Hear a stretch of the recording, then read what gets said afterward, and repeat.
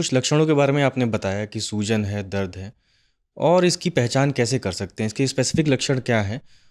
क्योंकि अगर पहले स्टेज के भी बताइएगा और एडवांस स्टेज भी बताइएगा। तो ये मेरे सभी भाइयों से, सभी मेरे मित्रों से या ये अनुरोध है, इस जो आपके प्रोग्राम के थ्रू हमें देख रहे हैं कि टेस्टिस कैंसर एक बहुत आसानी से बचाव होने वाला कैंसर है, अगर इसको हम तरीके से सेल्फ एग्जामिनेशन करें।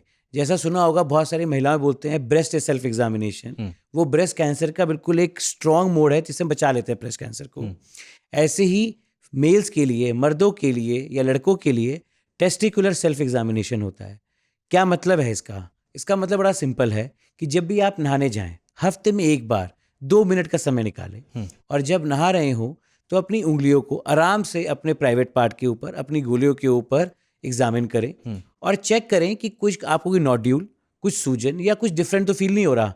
कभी कभी ऐसे गांठ सी फील हो जाती है, स्पेशली अगर हम दूसरी साइड कंपेयर करें। जैसे आपने राइट गोली देखी और आपने देखा मुझे यहाँ कोई गांठ महसूस हो रही है, वही आप लेफ्ट साइड में देखो और लेफ्ट में अगर वो गांठ नहीं है तो वो एक अबनॉर्मल चीज़ है, जो कि बिना दर्द के भी हो सकती है। तो हाँ, तो बहुत 90% केस टेस्टिस कैंसर बिना दर्द के ही होता है।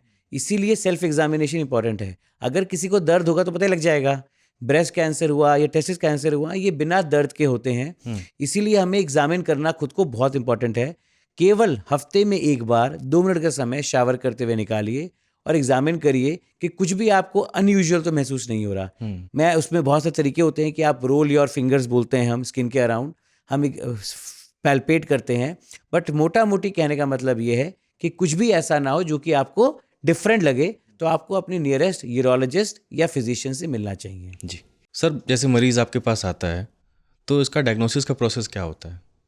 तो सबसे पहला प्रोसेस, जब कोई मरीज आता है वो कंप्लेन लेके आता है कि हमें कोई गांठ महसूस हो रही है या फिर हमें ऐसा लगता है कि कोई स्वेलिंग है वहाँ पे या कुछ गड़बड़ है, तो फर्स्ट स्टेप है एग्जामिनेशन। तो हम उसको एग्जामिन करते हैं, स्पेशली हम कंपेयर करते हैं अपोजिट साइड से, क्योंकि बहुत बार रचनात्मक कुछ दिक्कतें होती हैं जो हमें एग्जामिन करके पता लग जाती हैं। स्टेप 1 ऑफ द एग्जामिनेशन के बाद होता है अल्ट्रासाउंड। एक सिंपल अल्ट्रासाउंड जो हमें बता देता है कि गोली में गांठ है, कैसी गांठ है, क्या है, कितनी बड़ी गांठ है और किस नेचर की है, वो काफ़ी हमें आइडिया दे देता है। जब भी हम वो गोली में गांठ महसूस होती है, फिर हम कुछ ब्लड टेस्ट कराते हैं जिनको हम ट्यूमर मार्कर या कैंसर के मार्कर कहते हैं। ये मार्कर, इनका नाम LDH, AFP, बीटा SCG, कुछ टेक्निकल टर्म्स हैं, बट ये स्टैंडर्ड मार्कर होते हैं जो कभी भी किसी भी समय कोई खाली पेट की जरूरत नहीं होती, वो दिए जाते हैं, क्योंकि वो मार्कर हमें आगे इलाज को फॉलोअप करने में फ़ायदा करते हैं कि भाई हमारा बीमारी निकल गई, ख़त्म हो गई, इस तरह से। तो अल्ट्रासाउंड और ब्लड टेस्ट इसका फर्स्ट स्टेप होता है डायग्नोसिस का।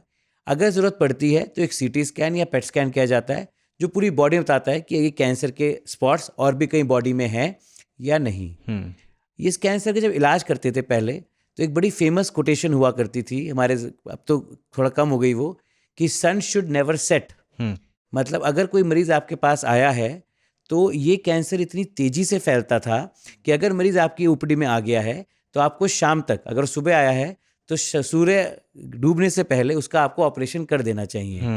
कहने का तात्पर्य ये था कि ऐसा नहीं कि एकदम हो जाना चाहिए, बट ये एक एग्रेसिव कैंसर में था और धीरे अगर इसको सही समय पे इलाज कर दिया जाए, जिस केस में हमें मोस्टली गोली निकालनी पड़ती है, और गोली निकालने का भी एक तरीका होता है। जैसे आपने भी एक बात कही थी कि हाइड्रोसिल बहुत बार पंचर कर देते हैं, तो जब भी हम टेस्टिस कैंसर में कोई ऑपरेशन करते हैं तो हम उसको पेट के नीचे के हिस्से के रास्ते जाते हैं, जांघों से जाते हैं, ना कि गोलियों पे चीरा देते हैं, क्योंकि ऐसा पाया गया कि अगर गोलियों पे चीरा देंगे तो ये कैंसर अपस्टेज हो जाता है। तो कभी भी अगर आपको टेस्टिस कैंसर शक है तो कभी भी ऐसे सुई से पानी नहीं निकलवाना है, अनलेस कि वो एक्चुअली नॉर्मल टेस्टिस है तो आप कर सकते हो वो काम, नहीं तो वो कैंसर स्टेज 1 से स्टेज 4 लास्ट स्टेज हो जाता है, क्योंकि वो कैंसर सेल सीडिंग हो जाते हैं स्किन में, सुना होगा आपने।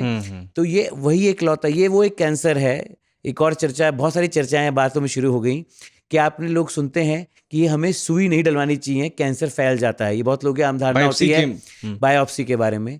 तो टेस्टिस वो कैंसर है जिसमें बायोप्सी नहीं करते।